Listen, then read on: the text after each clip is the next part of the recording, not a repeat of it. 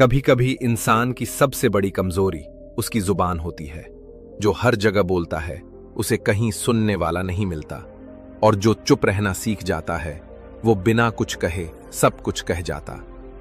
बिहार का एक सूखा गांव पिपराहीपुर, जहां धूल उड़ती थी और सपने दम तोड़ देते थे, वहीं रहता था विनय, एक 17 साल का लड़का। न स्कूल न काम, घर टूटा हुआ। मां दिन भर खेत में झुकी रहती, पिता बीमार, चुपचाप खाट पर लेटे रहते, और विनय वो सिर्फ एक चीज में तेज था, बोलने में। कहते हैं इंसान सोचकर बोले तो वाणी शक्तिशाली बनती है, पर विनय के मुंह से निकलता था जहर, ताना, तुच्छता। तू क्या समझाएगा मुझे? मां, तुम हर वक्त रोती क्यों हो? मरते क्यों नहीं? मैं अगर मुंह खोल दूं तो सबकी पोल खुल जाएगी। पर उसके शब्दों का कोई असर नहीं होता था। लोग उसे टालते, रिश्तेदार मुंह मोड़ते, यहां तक कि पड़ोस की गाय भी उसे देखकर रंभाना बंद कर देती थी। उसकी जुबान तेज थी लेकिन आवाज खोखली। रात के 2 बजे पिता की सांसें तेज चल रही थीं, मां रो रही थीं। कोई एम्बुलेंस बुलाओ। विनय भागा, एक एक रिश्तेदार के पास गया। मामा, चाचा, कुछ मदद कर दो। सबने एक ही बात कही, हम क्यों मदद करें? वो लड़का तो हमें सुनने लायक भी नहीं समझता। विनय का सिर झुक गया। अगली सुबह थककर खेत के किनारे एक पुराने पीपल के नीचे जा बैठा। अंदर की आग बाहर निकलने को तड़प रही थी, पर आंसू भी अब शर्मिंदा थे। वहीं बैठा था एक भिक्षु, शांत चेहरा, गहरी आंखें और एक रहस्यमयी मुस्कान। भिक्षु ने कुछ नहीं कहा, बस विनय की आंखों में देखा, जैसे कुछ पढ़ लिया हो। कुछ देर बाद बोले, तू बहुत बोलता है बेटा, लेकिन जब जरूरत होती है तब कोई नहीं सुनता, है ना? विनय ने चौंक कर देखा। आपको कैसे पता? भिक्षु मुस्कुराए, बोले, क्योंकि मैं भी एक समय वैसा ही था। अगर सच में खुद को बदलना चाहता है तो पहले एक जगह चुप रहना सीख। सबसे पहला स्थान जहां चुप रहना जरूरी है, जब सामने वाला गुस्से में हो तब। विनय ने सवाल किया, पर जब कोई मुझे गलत बोले तब कैसे चुप रहूं? भिक्षु बोले, गुस्से की आग में शब्द तेल की तरह होते हैं, जितना बोलेगा उतना जलेगा। लेकिन अगर तू चुप रहेगा तो सामने वाला खुद अपनी आवाज से थक जाएगा और तुझे समझने लगेगा। फिर भिक्षु ने अपनी आंखें बंद कर लीं और कहा, जा, जीवन तुझे अगला पाठ खुद सिखाएगा। अगली बार जब तू गुस्से का सामना करे तो बस चुप रह जाना, फिर लौट कर आना। भिक्षु की बातों ने विनय के भीतर कुछ तो छू लिया था, लेकिन जिंदगी कोई सीधा पाठ नहीं पढ़ाती, वो हर बात को कसौटी पर कसती है। अगले दिन की सुबह विनय गांव के कुएं पर पानी भरने गया था। मां ने कहा था, आज खिचड़ी बनाएंगे, थोड़ा धैर्य रखना बेटा। विनय पानी भर रहा था कि तभी पीछे से राकेश आ गया, गांव के मुखिया का घमंडी बेटा। राकेश विनय को नीचा दिखाना अपना जन्मसिद्ध अधिकार मानता था। अबे ओ गरीबू, एक बाल्टी पानी भरने में भी आड़ा टांग रहा है। तेरे बाप का कुआं है क्या? तेरी मां भीख मांगती है क्या अब? विनय की जुबान मचल उठी, हाथ कांप रहे थे, मुंह में आग थी। दिल कह रहा था, अभी बोल, अभी चीर फाड़ कर रख दे। लेकिन तभी एक क्षण को भिक्षु की वो आवाज उसके भीतर से गूंजी, जब सामने वाला गुस्से में हो तब चुप रहो। विनय ने पहली बार खुद को रोका। उसने सिर झुका लिया, कोई जवाब नहीं दिया। राकेश ने फिर उकसाया, अरे बोल ना बे, तेरी जुबान कट गई क्या? लेकिन विनय ने बस सांस ली और बाल्टी उठाकर चला गया। लेकिन सबसे चौंकाने वाली बात, जब गांव के बुजुर्गों ने यह देखा, उन्होंने राकेश को डांट लगाई। विनय ने कुछ नहीं कहा, फिर तू क्यों उसे नीचा दिखा रहा था? कमजोरी बोलने में नहीं, चुप रहने में ताकत है।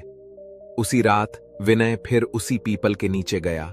भिक्षु वहीं बैठे थे, शांत।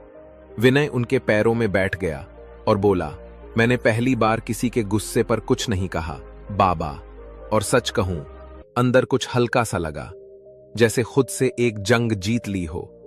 भिक्षु मुस्कुराए और बोले, असली लड़ाई जुबान से नहीं, अपने भीतर के गुस्से से होती है। तू जीता नहीं, तू आज पहली बार जिया है। विनय अब हर दिन पीपल के पेड़ के नीचे आता था। भिक्षु वहां मौन में बैठे रहते और कभी कभी कोई एक सवाल छोड़ देते जिसका जवाब विनय को जिंदगी से खुद ढूंढना होता था। उस दिन भिक्षु ने कहा, दूसरा पाठ जीवन तुझसे तब मांगेगा जब लोग तुझे बेइज्जत करेंगे। अगर तब तू चुप रह सका तो लोग तुझे उसी जगह पर सम्मान देना सीख जाएंगे। विनय कुछ समझा नहीं। उसे लगा, अगर कोई मेरी इज्जत से खेले तो मैं चुप कैसे रहूं। वही दिन दोपहर विनय मां के कहने पर पास के चौपाल से 5 किलो चावल उधार लेने गया। मां ने कहा था, बस एक बार ले आ बेटा, मैं काम करके चुका दूंगी। विनय दुकानदार शंभूनाथ के पास गया। चाचा, थोड़ा चावल चाहिए, मां भेजी है। शंभू ने तिरस्कार भरी हंसी में देखा, अबे ओ, तेरी मां हर हफ्ते कुछ न कुछ मांगती है, तू लोगे चुकाओगे कैसे? तेरे बाप को 6 महीने से दवाई तक नहीं दिलाई और अब चावल चाहिए। भिखमंगे हो तुम लोग। सामने खड़े कुछ और लोग हंसने लगे। विनय की मां भीख मांगती है। विनय के चेहरे से खून उतर गया। शब्द तलवार की तरह भीतर चुभे, पर उसने फिर भी कुछ नहीं कहा। उसके हाथ कांप रहे थे, आंखें जल रही थीं, लेकिन भिक्षु का वाक्य उसकी सांसों में गूंज रहा था, जब तुम्हारी बेइज्जती हो रही हो तब चुप रहो। और वो चुप रहा। वो कुछ नहीं बोला, ना गुस्सा ना ताना, बस बाल्टी उठाई और घर लौट गया। अगले दिन गांव के स्कूल मास्टर ने यह सब सुना और चावल लेकर खुद विनय के घर आए। तुम्हारे बेटे में कुछ बदला है, उसकी आंखें अब आग नहीं शांति से भरी हैं। और जिस दिन कोई इंसान बेइज्जती सहकर भी मौन रह ले, समझो वो अब दुनिया को जवाब नहीं देता, बल्कि उसे बदलना शुरू कर चुका है। मां रो पड़ी और विनय ने पहली बार महसूस किया, शब्द चुप थे पर आत्मा बोल उठी थी। उस रात जब वो भिक्षु के पास गया तो भिक्षु बोले, इज्जत चिल्लाकर नहीं कमाई जाती बेटा, उसे तो सहकर सहन करके मौन में सींचा जाता है। आज तू एक और जीत गया। विनय अब हर शाम पीपल के पेड़ के नीचे जाकर भिक्षु के पास बैठता था, शांत, ध्यान मग्न। उसकी जुबान अब सवाल नहीं करती, बस कान सीखने को तैयार रहते। उस दिन भिक्षु ने कहा, आज मैं तुझे तीसरी जगह बताऊंगा जहां चुप रहना जीवन बदल सकता है। जब कोई तुझे समझा रहा हो तब। विनय बोला, लेकिन बाबा, अगर वो गलत समझा रहा हो तब? भिक्षु मुस्कुराए और बोले, तू ये उदाहरण सुन। बहुत समय पहले एक किसान था जो बहुत गरीब था, लेकिन उसे लगता था कि वो सबसे ज्यादा जानता है। एक दिन वो नदी के किनारे एक साधु से मिला। साधु ने पूछा, तू खेत में गोबर क्यों नहीं डालता? किसान गुस्से से बोला, मैं 20 साल से खेती कर रहा हूं, तुम मुझे सिखाओगे? साधु मुस्कुराया और चुप रहा। 1 साल बाद जब सूखा पड़ा, किसान की फसलें मुरझा गईं, लेकिन पास वाले खेत जहां गोबर डाला गया था हरे भरे थे। किसान को समझ आया कि जो सुनना नहीं जानता वो जीवन की सबसे बड़ी फसल खो देता है। फिर भिक्षु बोले, अगर कोई तुझे समझा रहा है तो तू बोलकर उसे गलत साबित करने की कोशिश न कर। तू सुन, समझ और फिर सोच। जवाब देने के लिए मत सुन, बदलने के लिए सुन।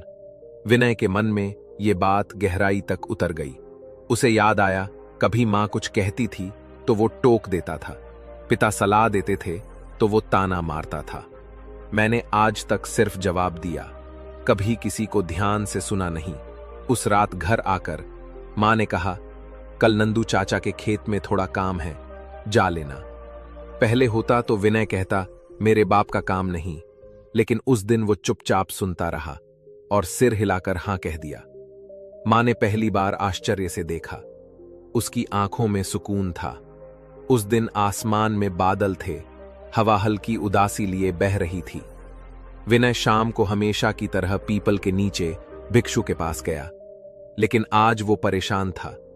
चेहरे पर शांति नहीं, आंखों में कोई पुरानी लड़ाई चल रही थी। भिक्षु ने बिना पूछे सब समझ लिया। आज मन भारी है ना? विनय ने धीमे से सिर हिलाया। भिक्षु बोले, आज तू तैयार है चौथे पाठ के लिए। जब मन बेचैन हो तब चुप रहो। विनय बोला, पर बाबा जब मन अशांत हो तो चुप कैसे रहा जाए? अंदर तो जैसे कोई चिल्ला रहा हो। भिक्षु मुस्कुराए और बोले, सुन, एक उत्तराहन सुनाता हूं जो मैंने खुद अनुभव किया है। बहुत साल पहले मैं एक गहरे जंगल में भटक गया था। प्यास लगी थी तो एक तालाब दिखा। उसका पानी गंदा और हिलता हुआ था। मैं बैठ गया और कुछ नहीं किया। धीरे धीरे जैसे जैसे हवा रुकी, तालाब शांत हुआ और गंदगी नीचे बैठने लगी। थोड़ी देर बाद वही पानी इतना साफ था कि चेहरा दिखने लगा। मन भी ऐसा ही होता है विनय। जब बेचैनी उठे, कुछ मत कर, ना बोल ना निर्णय ले, बस रुक जा। मन की हलचल जब थमेगी तब जीवन का चेहरा साफ दिखेगा। विनय शांत हो गया। उसने पहली बार सोचा, मैं हर बार बेचैनी में कुछ न कुछ बोल जाता हूं और बाद में पछताता हूं। उसी रात घर पर जब मां ने कहा, कल गेहूं काटने कोई नहीं आएगा, हम अकेले हैं, विनय का मन घबरा गया। पहले होता तो वो चिल्ला पड़ता, हर बार मुझसे ही क्यों? लेकिन अब उसने बस चुपचाप एक दीवार के पास बैठकर सांसों को गिनना शुरू किया। धीरे धीरे बेचैनी थम गई और अगले दिन वो बिना कहे खेत पर पहुंच गया। भिक्षु ने अगले दिन उसकी पीठ थपथपाई और कहा, जो अपने मन की चुप्पी सुन ले वो दुनिया की आवाजों से नहीं डरता। एक दिन विनय के खेत में अकेले काम करते हुए पड़ोसी ने कहा, तू अब चुपचाप रहने लगा है, लेकिन अब भी किसी की मदद नहीं करता। विनय को गुस्सा नहीं आया बल्कि घमंड आया। मैं तो बदल चुका हूं, अब मुझे कोई समझा नहीं सकता। वो भिक्षु के पास पहुंचा और बोला, अब मैं बहुत कुछ सीख चुका हूं, शायद मैं अब आप जितना शांत हो गया हूं। भिक्षु मुस्कुराए और बोले, एक उत्तराहन सुन बेटा। एक नीम का पेड़ सोचता था, मैं सबसे ऊंचा हूं, सबसे मजबूत भी। एक दिन बगल में आम का छोटा सा पेड़ लगा। लोग आते, आम तोड़ते, खाते और उसकी तारीफ करते। नीम चिल्लाया, मैं बड़ा हूं, ऊंचा हूं, लेकिन कोई रुका नहीं। भिक्षु बोले, ऊंचाई तेरे कद से नहीं, तेरी उपयोगिता से तय होती है। घमंड बोले तो चुप हो जा, वरना तू अपनी ही छाया खो देगा। एक दिन पंचायत में एक झगड़ा हुआ। विनय ने बीच में बोलकर किसी को झूठा कह दिया। बाद में जब सच निकला तो गलत विनय था। सबकी नजरों में शर्मिंदगी थी। वो भिक्षु के पास भागा, बाबा मैं शर्मिंदा हूं, मैं खुद गलत था, फिर भी बोल पड़ा। भिक्षु ने कहा, जब तू गलत हो खुद को सही साबित करने की कोशिश मत कर। चुप रह और सुधार कर, दुनिया खुद देख लेगी। अगर बीज गंदे पानी में गिर जाए, वो नहीं चिल्लाता कि पानी गंदा है, वो बस चुपचाप जड़ें जमाता है और जब पौधा बनता है दुनिया खुद मान जाती है। गलती पर बहस मत कर, चुप रहकर सुधार ही जवाब है। एक दिन पड़ोस की बूढ़ी अम्मा रो रही थीं। उनका बेटा शहर से लौटते हुए हादसे में मर गया। गांव के लोग तरह तरह की बातें कर रहे थे।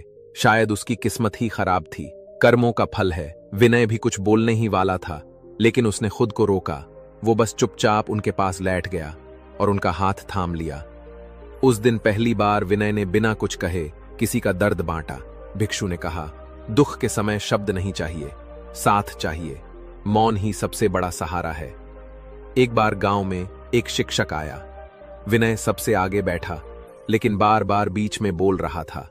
शिक्षक ने कहा, अगर बोलोगे तो सिर्फ वो दोहराओगे जो जानते हो, लेकिन अगर चुप रहोगे तो वो सीखोगे जो नहीं जानते। भिक्षु बोले, भरा हुआ घड़ा आवाज करता है, लेकिन खाली घड़ा ज्ञान से भरने को तैयार होता है। अगर सीखना है तो खुद को खाली कर, चुप हो जा, ताकि नया ज्ञान तुझ में समा सके। अब गांव में बदलाव था। लोग विनय को सुनने लगे थे, लेकिन कुछ लोग अब भी ताने देते थे। ओ बेटा, साधु बन गया है, अभी भी गरीब है, चुप रहने से क्या हो गया? विनय फिर भी चुप रहा। उसने सिर्फ काम किया, खेत जोते, मां की सेवा की, बीमारों की मदद की और बस शांत रहा।